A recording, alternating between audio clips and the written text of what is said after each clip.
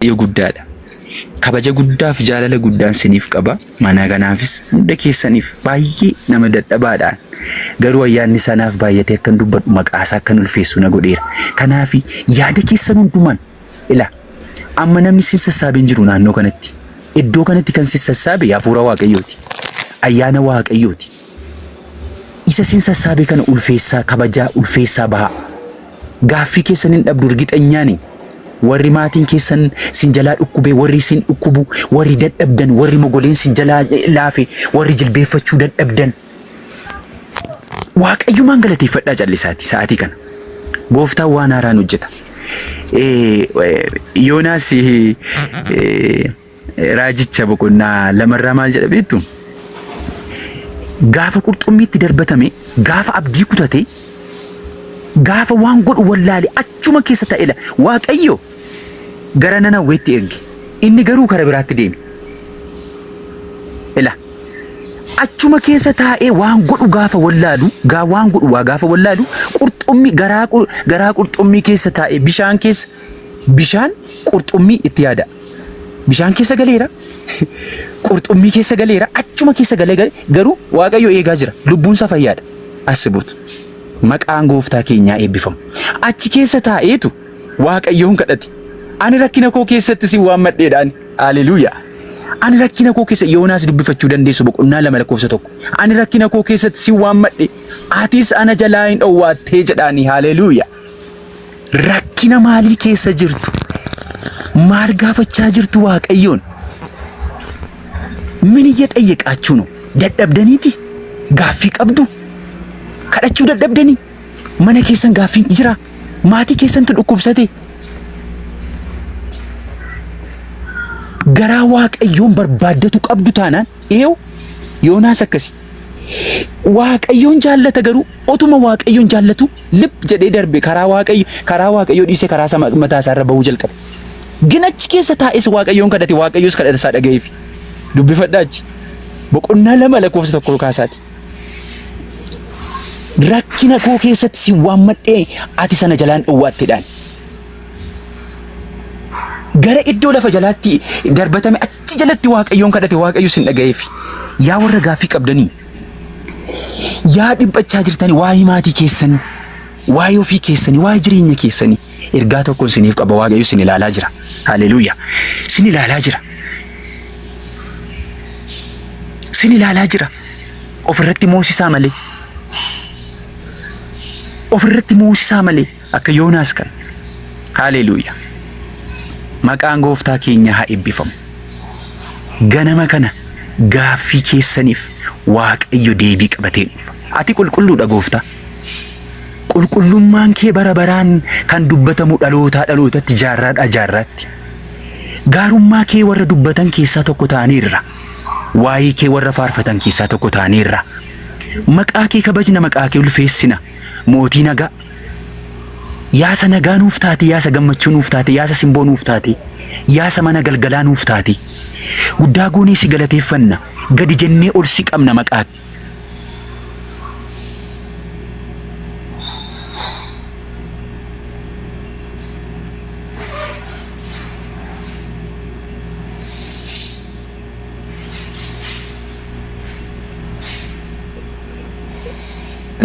Ol si qabna maqaa kee kabajna gooftaa.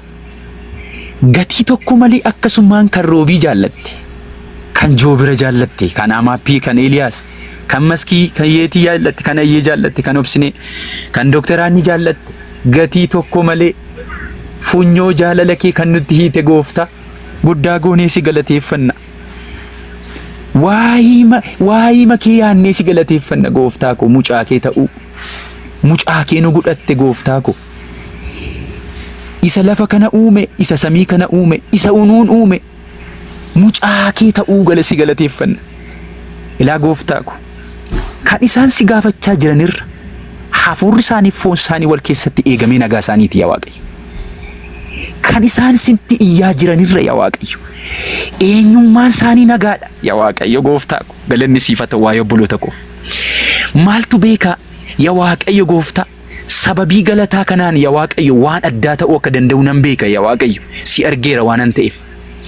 nagaadha daroon yaa Waaqayyo, nagaadha obsineet, nagaadha roobiin. Eenyummaan isaa nagaadha kunoo eegamee jira yaa Waaqayyo gooftaa ko. Galgala kana lubbuu nama baay'eetu dhume. Guyyaa kana lubbuu nama baay'eetu dhume. Garuu nuti keessaatii nam tokko iyyuu hin duune jirra. Si galateeffanna gooftaa ko. Isa nuti si gaafannurra yaa Waaqayyo gaarummaa keetu tuulamee jira mana keenya keessa. Gaarummaa keetu jira yaa Waaqayyo gooftaa ko. Tajaajila keenya keessa, iddoo hojii keenya keessa, gola keenya keessa yaa Waaqayyo gooftaa babarraahee jira gaarummaan kee. Ani ammoo shabaadiya. Ani siin galateeffadha yaa Waaqayyo. Waan nuti yaa Waaqayyo gooftaa walitti qabnee siin gaafannurra yaa Waaqayyo. Isa ati nuuf gootetu caala. Waan hundumaa caalaa ammoo yaa Waaqayyo waa ifannoo gaafa yaadnu afaan nu qabachiisa gaaffiin keenya. Naasii kabaadiyaa booshaa baadiyaa galanni siif haa ta'u. Waa'ee obboloota koo gaaffii qabaniif galanni siif haa ta'u. Ulfaadhu waa'ee gaaffii isaaniif irra dhaabbachaa jirta ati yaa Waaqayyo gaaffii isaaniirra si haa galatu. Galatoomi yaa Waaqayyo. Akkuma yaa Waaqayyo gooftaa Yoonaas garaa bishaaniif garaa qurxummii keessatti ilaalaa turte. Obboloota koo iyyuu ilaalaa jirta. Maal akka isaan yaadan, maal akka isaan godhan yaa Waaqayyo. Karaa qopheessaafii jirta gooftaa. Karaa bahinsaa qopheessaafii jirta. Maqaa Yesuusiin galanni siif haa ta'u. Yoonaasiif karaa inni ba'u qopheessite mitiiree gooftaa. Yaa Waaqayyo waan ta'een beekne goote. Qurxummiin nama nyaatee nama liqimsa malee tufeen beeku akka tufu goote. Hin cufte yaa Waaqayyo nyaattuusa. Yaa Waaqayyo gaaffii obboloota koof akkati cuftuun barbaada yaa Waaqayyo. Kan isaan nyaachuuf ka'etti yaa Waaqayyo gooftaa ko. Jecha akkati baastuun barbaada ganama kana. Yaa Waaqayyo gooftaa haa tufu gaaffiin isaanii yaa Waaqayyo ganama kana. Inni isaan nyaachuuf ka'e haa tufu. Inni isaan sodaachisuuf ka'e yaa Waaqayyo haa dhiisu amma. Haa tufu maqaa Yesuusiin yaa Waaqayyo. Dhaqiifi akkuma Yoonaasiif dhaqxe. Dhaqiifi yaa Waaqayyo gooftaa. Irra deemi yaa Waaqayyo gaaffii isaaniirra. Maqaa gooftaa Yesuus Kiristoosiin. Maatii yaa Waaqayyo gooftaa maatiin jalaa dhukkubu. Haadha isaanii, abbaa isaanii, wasiila isaanii, obboleessa isaanii, obboleettii isaanii, ofii isaanii kan dhukkubsatan. Maqaa gooftaa maqaa Yesuus Kiristoosiin yaa Waaqayyo ganama kana siin kadhadha. Haa tufu kan isaan qabe. Dhukkubni isaan qabe haa tufu. Maqaa Yesuusiin haa qulqullaa'an yaa Waaqayyo gooftaa. Haa qulqullaa'an. Haa qulqullaa'an yaa Waaqayyo. Namni siin qabate eenyu qaanee yaa Waaqayyo gooftaa ko. Museen saba isaa qabatee hin qaanone yaa Waaqayyo gooftaa. Galaana yaa Waaqayyo lafa gogaa gootee ceesiste. Eenyutu qaanee yaa Waaqayyo siin qabate hin qaanaane annadha mana obboloonni koos yaa Waaqayyo. Ilaa yaa Waaqayyo gooftaa akkuma ergamoota keef dhaqxe ijoollee kanaaf dhaqi. Haa tufus waan isaan qabe yaa Waaqayyo gooftaa ganama kana. Haa gadhiisuma maatii isaanii kan qabe. Maqaa gooftaa Yesuus Kiristoosiin dhukkubi isaan qabe. Yaa gaaffii isaan qaban, gaaffii jireenyaa, gaaffii tajaajilaa, gaaffii yaa Waaqayyo gooftaa ko gaa'ilaa kan qaban. Maqaa gooftaa Yesuus Kiristoosiin ganama kana yaa Waaqayyo gooftaa akkuma inni Yoonaasiin yaaddessee yaa Waaqayyo gooftaa Yoonaasiin tufe ganama kana waan isaan yaaddesse haa tufu. Raawwatee haa tufu yaa Waaqayyo gooftaa. Alaabaa shii Yoonaas maqaa gooftaa Yesuusiin dhaqiifi yaa Waaqayyo. Dhaqiifi ilaa yaa Waaqayyo gooftaa ko situ ilaalaa jira, situ argaa jira gooftaa ko. Gara isaan dhiphatan waan isaan yaadda'anii dhaqiifi gooftaa. Darbee kanan si kadhadhu yaa Waaqayyo gooftaa ko. Ilaa hammuma nuti dheebonnu nu laattaati hafuura kee. Joobiraaf siin kadhadha. Jalqaba mootummaa Waaqayyoo barbaadadha inni kaan akkasumaan siniif dabalama kan jedhe si'i yaa Waaqayyo. Gooftaa Yesuus ilaa dheeboteera. Ilaa dheeboteera obboleessi koo Joobir. Dhaqiifi yaa Waaqayyo waan inni barbaadeen. Yaa Waaqayyo gooftaa ilaa yaa Waaqayyo qabadhuu dhaqi yaa Waaqayyo gooftaa. Itti baay'atee hamma afaan qabatutti yaa Waaqayyo gaarummaa keetti agarsiisi. Hafuura keetti bashabbashiisi yaa Waaqayyo gooftaa. Yaa Waaqayyo siin kadhadha Joobiriif. Siin kadhadha yaa Waaqayyo. Isa inni dheebote caalaa yaa Waaqayyo gooftaa ko. Akkas jette mitiire Ermiyaasiin ati. Ermiyaas ergachuuf gaafa kaatu anoo waa tokko hin danda'u. Ani dubbachuu hin danda'u. Gaafanni jedhu yaa Waaqayyo gooftaa ko. Arraba isaa ibiddaan gaafati tuqxu yaa Waaqayyo gooftaa. Amma ani ergaa dhaquu nan danda'a jedhe. Riinaamaa Shigaalvaaniyaa Maasiyaa. Yaa Waaqayyo gooftaa ko ergadhu mucaakii kana dubbachiifadhu yaa Waaqayyo gooftaa ko. Haa dubbatu waa'ee kee, haa lallabu wangeela kee.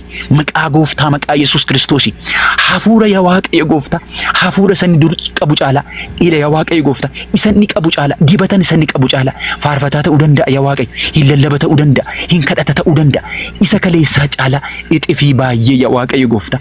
Atoo baay'eedhaan nama eebbisuu beekta.